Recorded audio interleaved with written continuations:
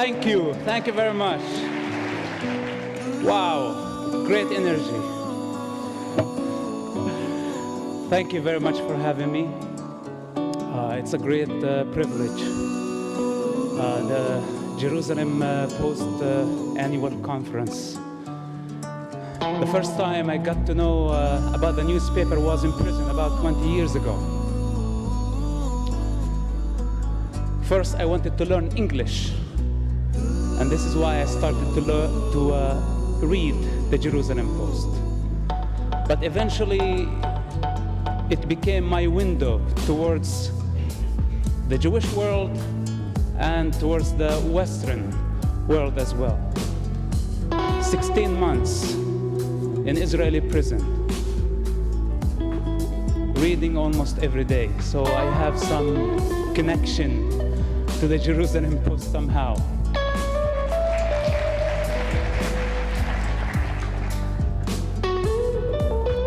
I don't know where to start, but you can use your imagination of the son of a top Hamas leader, and what in the world is he doing at the Jerusalem Post annual conference?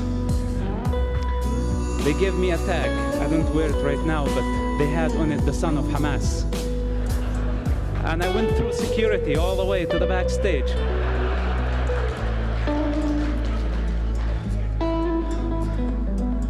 You gotta trust them, guys. Okay, back to the story.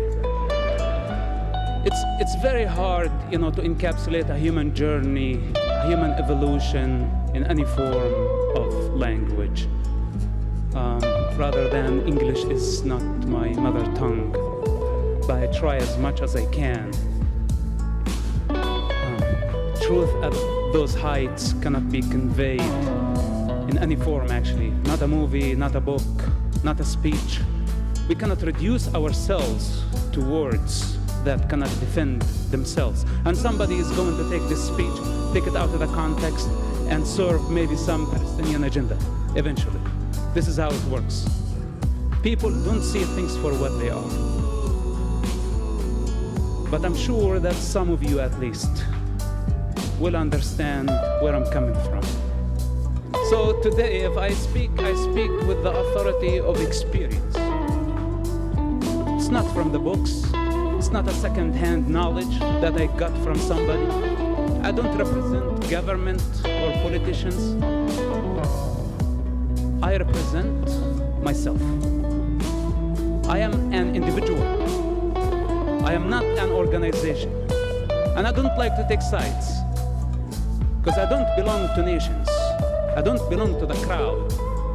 I have transcended this long time ago. But the Jewish nation is dear to me. And when I see nations unifying against the Jewish people, it hurts me. Because at some point, I thought the Jewish people were the enemies of humanity. I thought that they were the enemies of our people, the Palestinian people, until I came to experience what the Jewish nation really is through intelligence service, through witnessing the true democratic model in an ocean of darkness, the only light in the Middle East. And I wonder if people here in the free world who think that they are free, unifying against Israel, attacking Israel, isolating Israel, boycotting Israel, BDS and all this hypocrisy. Of course, hypocrisy coming together with political correctness, because it's the same. Two faces for the same coin. In the Muslim society, I witnessed a woman who sent 5 of her children to die in suicide bombing attacks, one after another. She would put this explosive belt on them and bless them and say, "Go kill the Jews," to gain respect in her society. This is hypocrisy. My father disowned me because he's a hypocrite. On a personal level, he's a loving father. But when he puts the Hamas mask that he cannot exist without, he's a monster, he's something else. And this is the problem with that society conditioning. That if you take individuals on the side, they're just human beings like us. Any of us could have or have been brought in that environment, would be conditioned in the same way. The human condition does not differentiate between an Arab or a Jewish person. But the collective mind of the society is representing something. It's representing an ideology, a culture, a state of consciousness that calibrates in darkness, that calibrates in the 7th and 6th centuries. Ruled by tribal lust for power. It have not changed, or it has not changed. Muhammad, and I know that I've been told by people here not to say this, so it does not look like the Jews are going against the Muslims. But we cannot fool ourselves. There is an Islamic problem. Al-Qaeda, Hamas, Hezbollah, Islamic Jihad, ISIS, Boko Haram, all of them are killing by the name of Allah. They're not killing by the name of Jesus. They're not killing by the name of Jehovah. They're not killing by the name of Mahavira or the Buddha or Lao Tzu. They're killing by the name of Allah. There is an Islamic problem, and I think humanity needs to stand against this danger, because this danger is not only against the state of Israel. This danger, thank you. This danger is against the evolvement of mankind.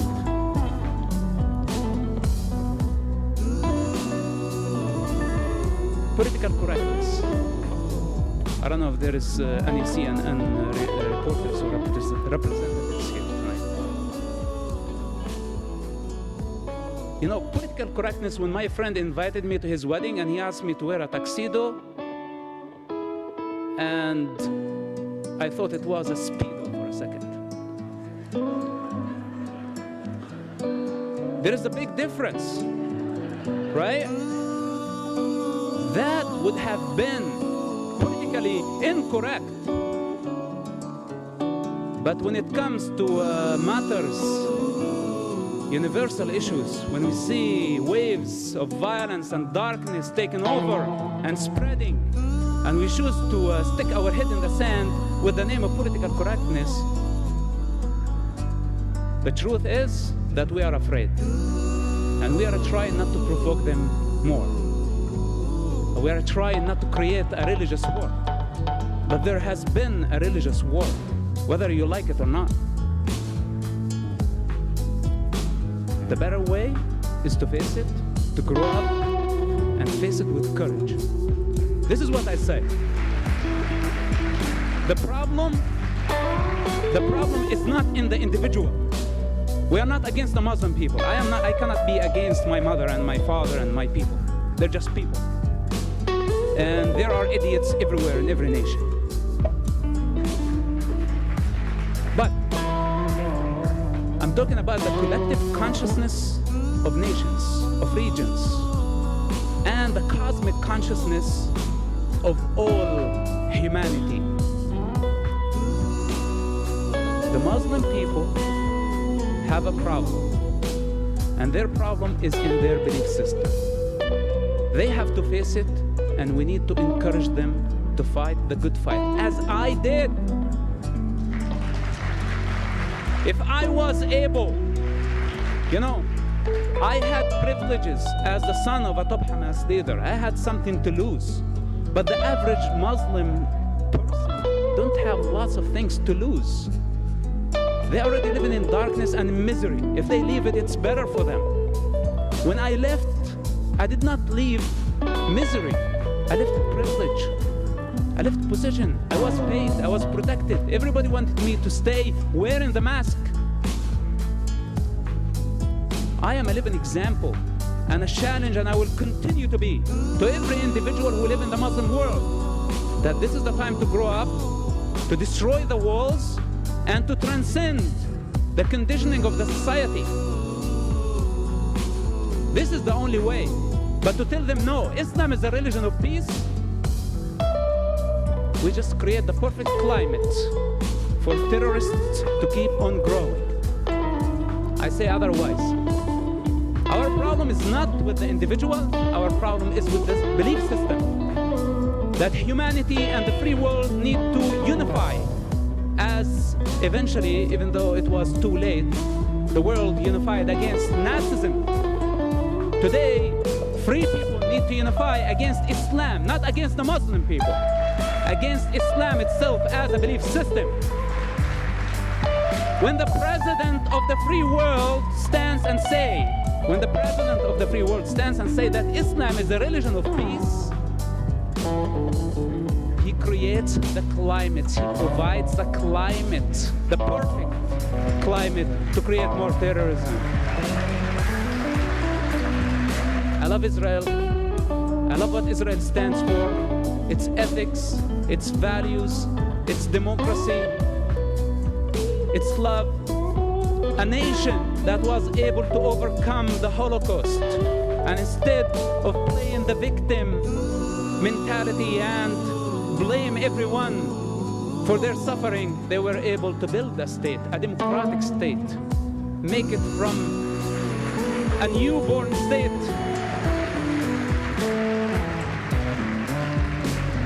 to an advanced and completely developed state in less than 25 years. This is a great example. It has been a pleasure. I appreciate the love of the Jewish nation everywhere in the world. I don't care what they label me. Again, I speak with the authority of experience. If they have anything to say, they can say it right to my face. If they have the courage, but I doubt. Thank you so much for coming. God bless you. God bless Israel. Thank you very much.